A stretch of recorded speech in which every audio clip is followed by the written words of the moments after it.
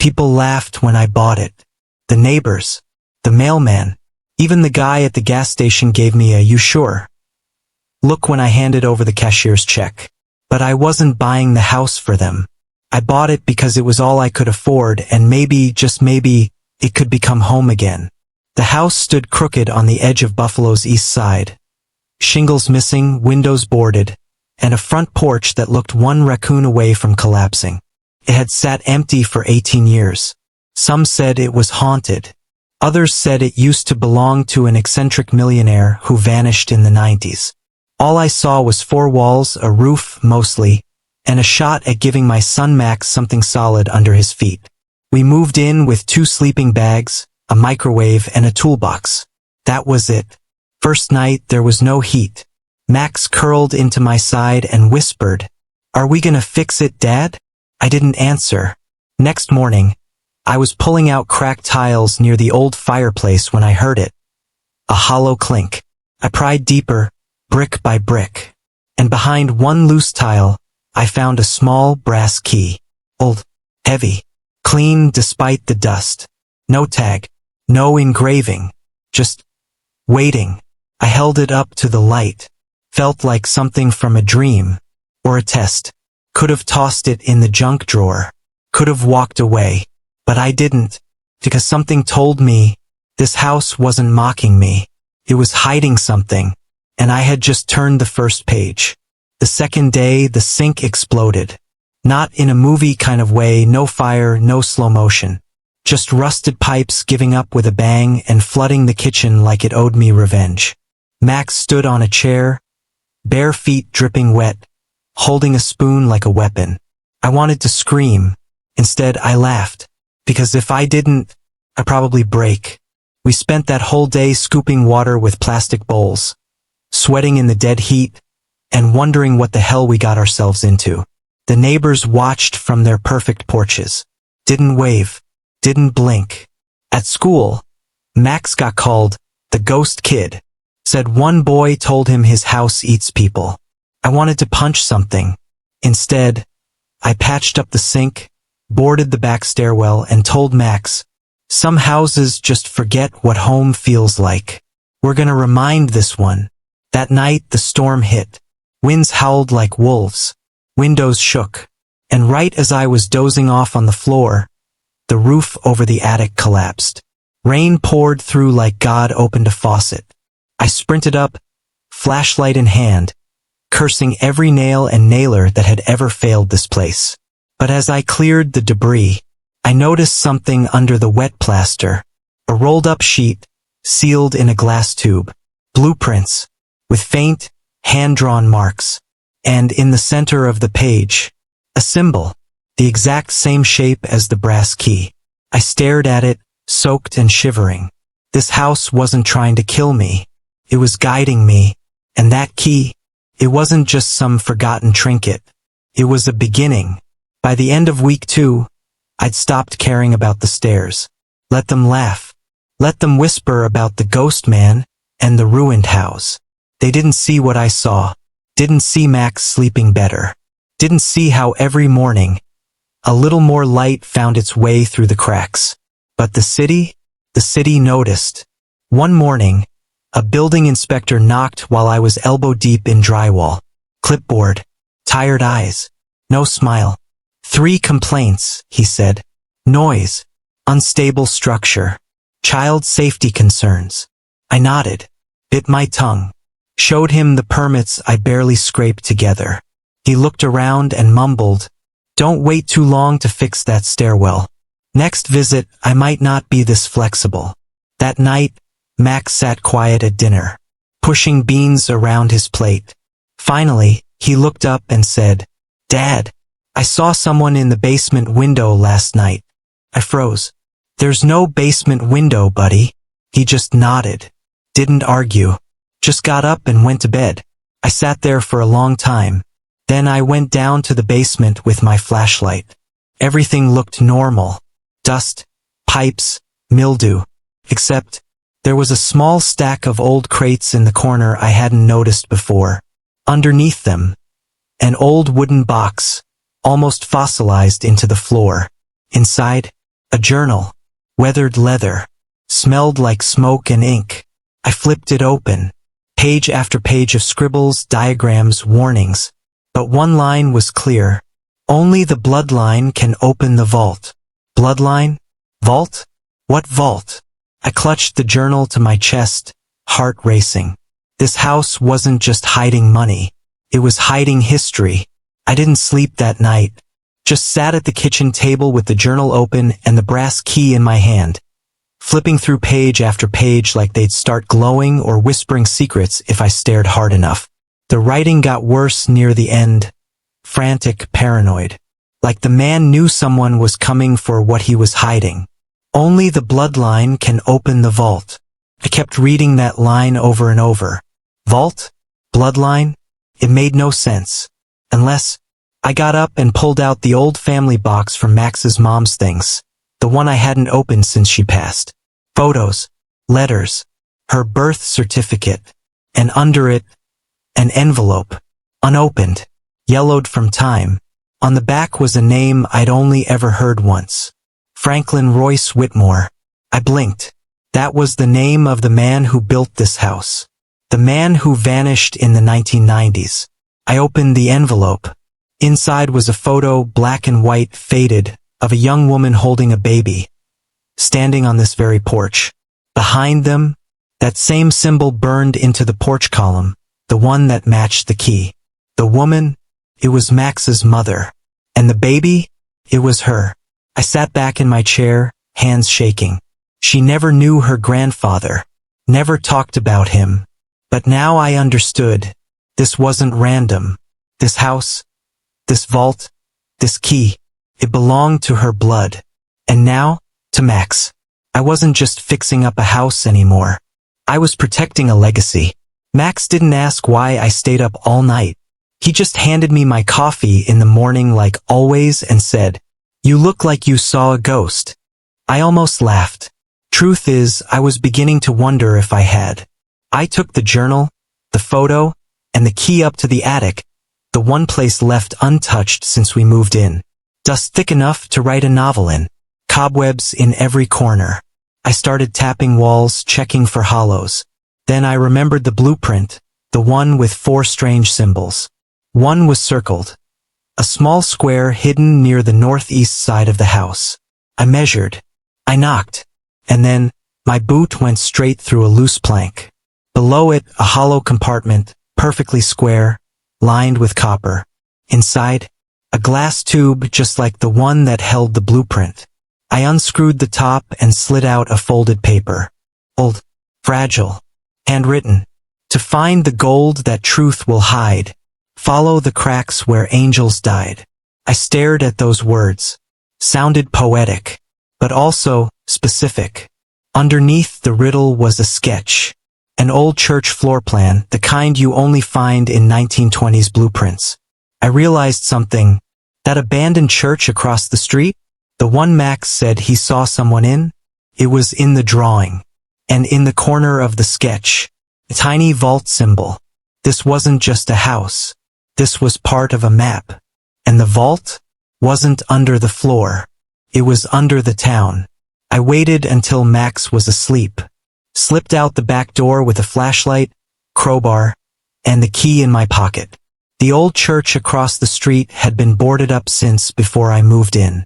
Locals said it was condemned, but they never tore it down. Something told me that wasn't by accident. I pried open the side door and stepped into silence. Pews still lined the aisle.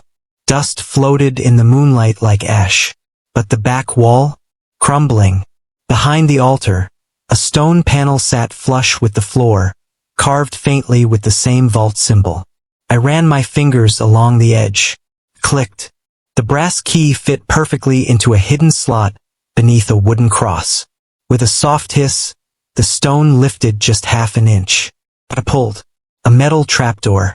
And beneath it, a narrow stairwell disappearing into the dark. I climbed down slowly, flashlight flickering. 20 feet deep, the stairs opened into a hidden chamber, lined with old crates, filing cabinets, and rusted shelves. Military tags, typewritten labels, molded plastic cases. Some marked, Confidential, 1948, Operation Hollow Gold. In one locked cabinet I found a sealed envelope. Thick, heavy, government crest faded with age. It read, Project Legacy Vault, confirmed deposit site, Buffalo Sector, code number 31. Inside was a list of sealed assets. 142 gold bars. 12 crates, bearer bonds, pre-1960. 1 confidential ledger. Estimated value $150 million. I backed away slowly. This wasn't rumor. Wasn't legend. It was real. But if this was Buffalo Sector 31, how many more were there? I drove straight to Pastor Hill's house. He was in his 70s, ran the church before it shut down, and used to talk about vault days like old farmers talk about tornadoes. Calm, but full of warning. He opened the door before I could knock. You opened it, didn't you? He asked. I nodded. He sighed. Sit down. There's things you should have known long ago. We sat at his worn dining table as he poured black coffee into chipped mugs. And then he told me everything. In 1946, after the war, a secret division inside the Treasury Department created a network of vault homes, safe houses scattered across small-town America. Each vault was guarded by a civilian with no government ties. Someone invisible, loyal, willing to pass the duty down through generations. The vaults stored everything from war gold to hidden bonds, even untraceable intel. The man who built my house? Franklin Royce Whitmore. Vault keeper. Patriotic. Paranoid. And eventually vanished. Because someone had started hunting vault keepers. And wiping them out. My wife's family never told her. They were trying to protect her. But that legacy passed to Max the moment she died. The journal. The vault key. The map. The riddle. All of it was meant for him. I leaned back in the chair, fists clenched, head spinning. I wasn't just living in a hidden vault.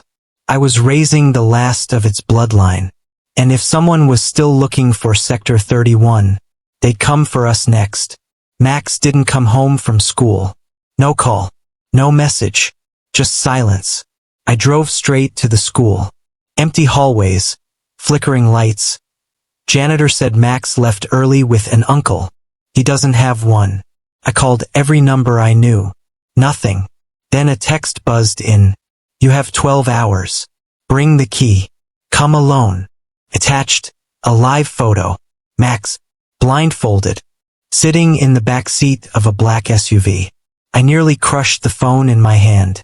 I went straight to the vault chamber under the church. It was still there, sealed, untouched, quiet. But this wasn't about gold anymore.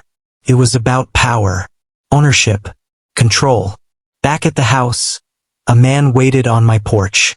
Trim beard, black gloves, no smile. Mr. Whitmore, he said calmly. We represent Crescent Trust. We've been watching Vault Sector 31 for a long time. He didn't threaten me. He offered me a contract. $3.5 million. Cash. You and your son disappear. No more trouble. I didn't even look at it. You took my kid. I growled. He smirked. We relocated him. For motivation. I stepped closer, fists tight. He pulled out a piece of paper. It was a death certificate. Name Aaron Whitmore. Cause. Boating accident. Presumed dead, 2004. Aaron was my wife's cousin. The one she said died when she was a teen. He wasn't dead. He was running Crescent Trust. The family betrayal ran deeper than I ever imagined. They didn't want the vault opened. They wanted it erased. And Max was the only living key. I had one shot. They had Max. They had surveillance. They had men in suits who'd never done a real day's work in their lives. But I had something they didn't. A plan my grandfather left behind. I went back into the vault and opened the secondary panel. The one I hadn't touched since the first night. Inside was a switch buried beneath a false plate. I flipped it. An old box in the corner whirred to life. Dusty fans? clunky relays, and then a blinking green light on the back wall. A transmitter. The kind that beams on a secure, closed loop to federal watchdogs. Something the Project Legacy Vault builders included in case of breach. I plugged in the USB I'd prepared, loaded with everything. The ledger, the gold documentation, the Crescent Trust payoffs, photos of Max blindfolded, and a hidden audio file I recorded from the porch confrontation. Then I hit send. The light turned red. The message was gone. Now all I had to do was stall them. I showed up to the meet spot. Warehouse. Edge of town. Max was sitting on a chair, bruised but breathing. Aaron stood near him, arms crossed. "You brought the key?" I nodded, held it up. Then I threw it into a pile of gasoline-soaked rags behind me and lit a match. Fire exploded up the wall. While they panicked, I rushed Max, untied him, and ran for the side exit. Sirens. Floodlights. Black SUVs, but not theirs. Federal agents. Dozens. Guns drawn. Crescent Trust men tackled. Screams. Arrests. Aaron tried to run. Didn't get far. By morning it was everywhere. Vault conspiracy exposed. $150 million hidden under family home. And me? I finally got my son back. And the world finally got the truth. They offered me everything. Money. Relocation. Security detail. Witness protection. I said no. Because this house? The one they mocked, laughed at, called cursed? It became the place where I took my life back. We didn't sell the vault contents. Instead, we donated 70% to veteran recovery programs, the kind my grandfather would have wanted. The rest? I used it to finish the house. Proper roof. New windows. A porch swing where Max likes to read. He sleeps through the night now. No nightmares. No voices at the basement door. Just peace. They even gave us a plaque. Historic site. Legacy Vault number 31. Protected. Pastor Hill comes by once a week. Sometimes brings cherry pie. Sometimes just stories. We built a fence around the church and turned it into a little museum.